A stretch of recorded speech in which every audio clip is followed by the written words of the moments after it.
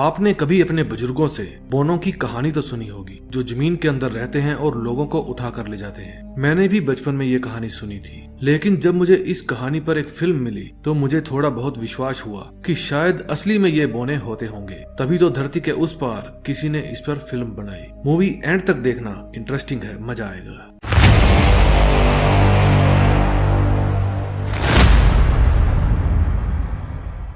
Movie की शुरुआत में हम माया नाम की एक लेडी को देखते हैं। वो टेस्ट करती है कि वो प्रेग्नेंट हुई या नहीं। उसके साथ उसका हस्बैंड जिमी है, जो फिलहाल तो कोई भी बच्चा नहीं चाहता था। इसका मानना था कि बच्चे होने से आजादी खत्म हो जाती है, लेकिन जब उसे पता चलता है कि उसकी वाइफ प्रेग्नेंट है तो उसे बहुत खुशी होती है। जिमी आज रात खुशी मनाने के लिए शैंपेन की बोतल लेने के लिए जाता है, लेकिन स्टोर के बाहर 3 खड़े बदमाश उसे तंग करते हैं। वो बिना कोई झगड़ा किए वापिस आ जाता है, लेकिन जब वो घर आता है तो वो तीनों बदमाश उसे घर में आकर पीटने लगते हैं और उसकी वाइफ माया पुलिस को बुलाने के लिए 911 पर कॉल कर देती है। लेकिन उनमें से एक बदमाश बाथरूम का गेट तोड़कर माया को भी बाहर खींच लेता है। फिर वे दोनों को ही पीटते हैं, लेकिन इतने में वहाँ पर पुलिस सायरन की आवाज आती है और वे तीनों वहाँ से फूट लेते हैं। दरअसल वे लड़के पैसों के लिए इन्हें पीट रहे थे। अगले सीन में हम देखते हैं कि एक गाँव में जिमी की आंटी रहा करती थी। उसकी अब मौत हो चुकी है। मरने से पहले वो अपना घर जिमी के नाम कर गई थी। फिर माया और जिमी कुछ दिन पहले हुए हादसे के कारण अपना शहर छोड़कर अपनी आंटी के घर रहने के लिए आ जाते हैं,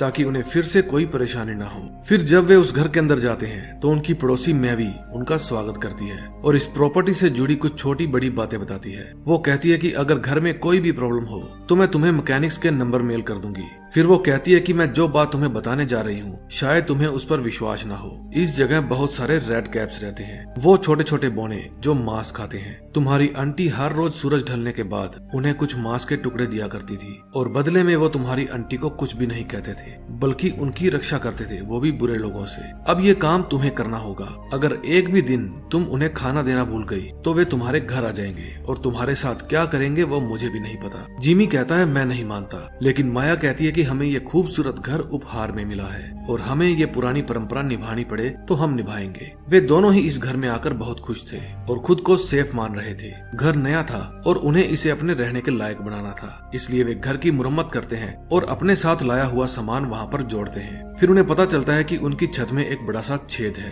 फिर वे उसे बंद करने के लिए एक आदमी को फोन करते हैं और कहते हैं कि हमारे घर की मुरम्मत करने के लिए हमें आपकी मदद चाहिए। फिर घर जाते समय वे एक बार में जाते हैं। बार में सब उनको घूरते हैं, लेकिन ये उनका स्वागत करने का तरीका था। ये बार मैवी का था। फिर वे बताते हैं कि हमारे घर में एक छेद है जिसे बंद करने के लिए हमने वेलन से कांटेक्ट किया है, लेकिन वहाँ बैठा आदमी कहता है कि तुमने गलत बंदे को कांटेक्ट कर लिया है। अब तुम अपनी वाइफ को घर में अकेला मत छोड़ना। मैवी कहती है क्यों बच्चों को डरा रहे हो, अब तुम अपने घर जाओ और अपने कुत्ते को भी साथ ले जाओ। फिर मैवी अंदर आकर पूछती है क्या तुमने रेड कैप्स के लिए वो रखा जो मैंने तुम्हें कहा था। माया कहती है हम भूल गए। फिर वो माया को दूसरी साइड ले जाती है और कहती है कि अगर तुम चाहो तो ये काम हर रोज मैं कर सकती हूँ। मैं नहीं चाहती कि तुम्हारे साथ कुछ बुरा हो। मैंने तुम्हारी आंटी से वादा किया था कि मैं तुम्हारा ख्याल रखूंगी, लेकिन माया नहीं चाहती थी कि उनके बगीचे में हर रोज कोई आए और उन पे निगाह रखे, इसलिए वो कहती है कि नहीं, ये काम मैं खुद कर लूंगी। मैवी कहती है भूलना मत, क्योंकि मैंने उन्हें देखा है और तुम बिल्कुल उन्हें देखना नहीं चाहोगी। फिर घर जाते समय उस शराबी का कुत्ता जंगल की तरफ भाग जाता है और वो अपने कुत्ते को ढूंढता ढूंढता जंगल में चला जाता है। तभी उसे वहाँ एक बोना नजर आता है और वो बोना उसे मार देता है।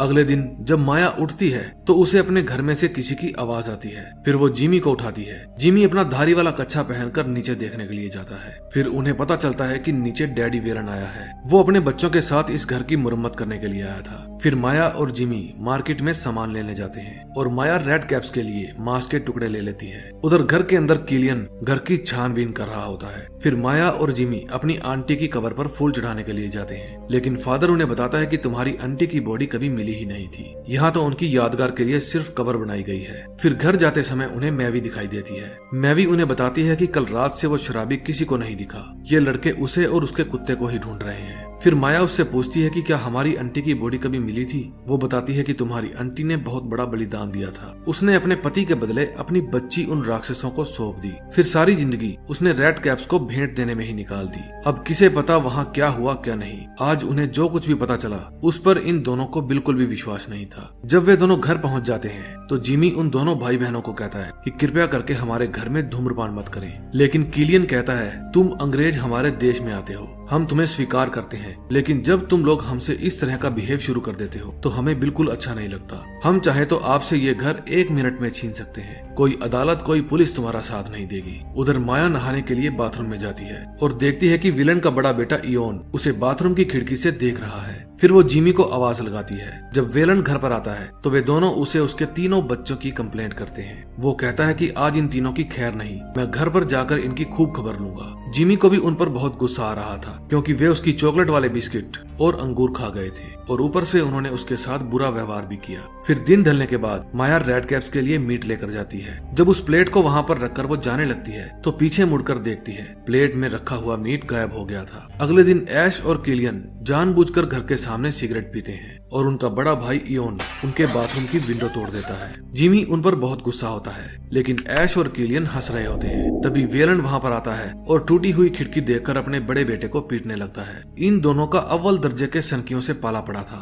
फिर शाम को जब माया वहां पर गार्डनिंग कर रही थी तो उसे उस कुत्ते के भौंकने की आवाज आती है। फिर ये सोचकर कि वो शराबी का कुत्ता होगा वो उस जंगल के अंदर जाने लगती है। वो जंगल बहुत खूबसूरत भी था और डरावना भी। माया को उस कुत्ते के भौंकने की आवाज आती है और माया के बुलाने पर वो कुत्ता माया के पास आ जाता है, लेकिन वो कुत्ता माया को जंगल के और अंदर चलने के लिए कहता है। माया चलती चलती थक जाती है। फिर डॉग उसे जंगल में बने एक छोटे से घर के पास ले जाता है। जब माया वहां पर जाकर देखती है तो वहां एक छोटा सा डूम बना हुआ था। जब वो अंदर झांकती है तो वहां बहुत सारी कैंडल जली हुई थी। वो डॉग भी उस समय डूम के अंदर ही था। माया डर जाती है और उस डॉग को वहां से चलने के लिए कहती है। फिर घर जाते समय उसे जंगल में इयोन मिलता है। वो पूछती है क्या तुमने अभी कोई डॉग देखा? वो कहता है मेरे डैड मुझसे हमेशा नफरत करते हैं क्योंकि मेरे पैदा होते ही मेरी माँ चल बसी थी। जब वो रोने लगता है तो माया उसे चुप कराती है लेकिन वो माया से बदतमीजी करने लगता है। लेकिन तभी कोई उसे खींच कर ले जाता है। माया किसी तरह से अपनी जान बचाकर वहां से वापस आ जाती है और वो मोटू वहीं पर रह जाता है। फिर माया घर जाती है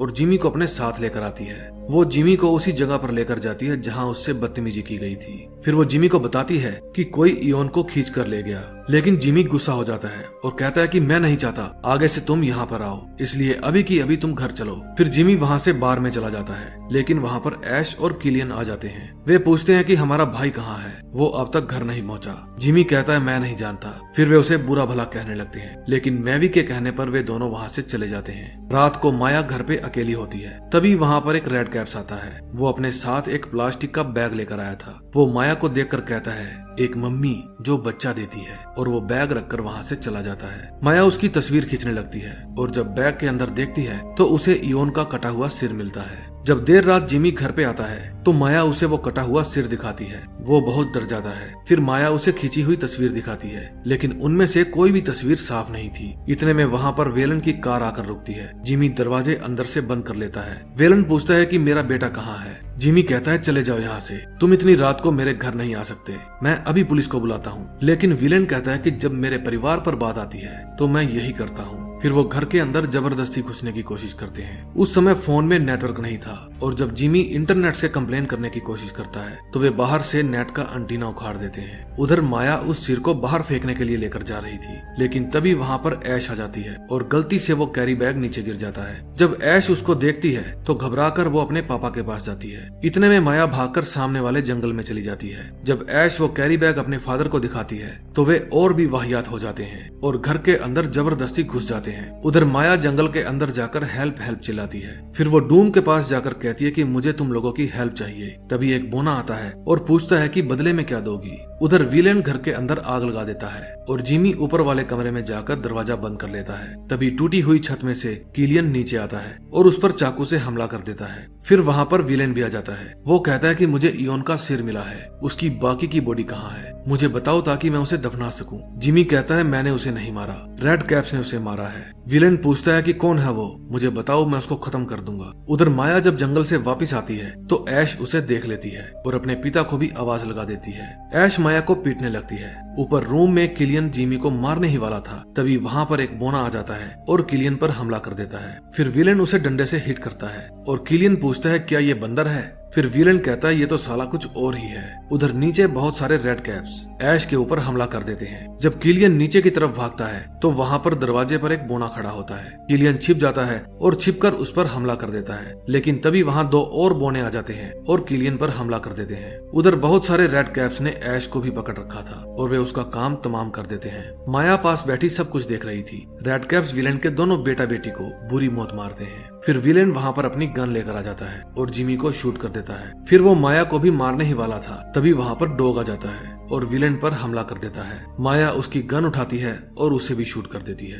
रेड कॉप्स आकर उन तीनों की लाशों को ले जाते हैं और खूब दावत करते हैं। उस रात माया एक बच्चे को जन्म देती है। अगला पूरा दिन जिमी अपने घर की और कार की सफाई करने में लगा देता है, लेकिन वे बोने आकर उनका बच्चा उठा कर ले जाते हैं। माया अपने बच्चे की आवाज सुनकर उनका पीछा करने लगती है। जिमी ने उस समय हेडफोन्स लगा रखे थे, इसलिए उसे आवाज सुनाई नहीं देती। माया उनका पीछा करते करते डूम के अंदर चली जाती है। डूम के अंदर छोटे छोटे कमरे बने हुए थे। वहाँ एक रूम में एक बुढ़िया भी मिलती है। तभी वहाँ और बोने आ जाते हैं और माया को कहते हैं कि चल भाग यहाँ से। उसे देखकर माया समझ जाती है कि ये उसी आंटी की बेटी है जिसको ये बोने उठा कर ले आए थे और सही से पोषण ना मिलने के कारण इसकी ये हालत हो गई है। फिर माया उसे भी मार देती है और उसके मरते ही सभी बोने माया के आगे सिर झुकाने लगते हैं। इसका मतलब अब ये था कि माया उनकी मदर बन गई थी। फिर माया अपना बच्चा जिमी के पास वापस पहुंचा देती है और खुद हमेशा के लिए रेड कैप्स की मदर बनकर उनके साथ जाने के लिए तैयार हो जाती है। अब वे सभी बंदर या बिल्लियां जो भी था खुशी मनाने लगते हैं और इसी के साथ मूवी का एंड हो जाता है। कहानी अच्छी लगी हो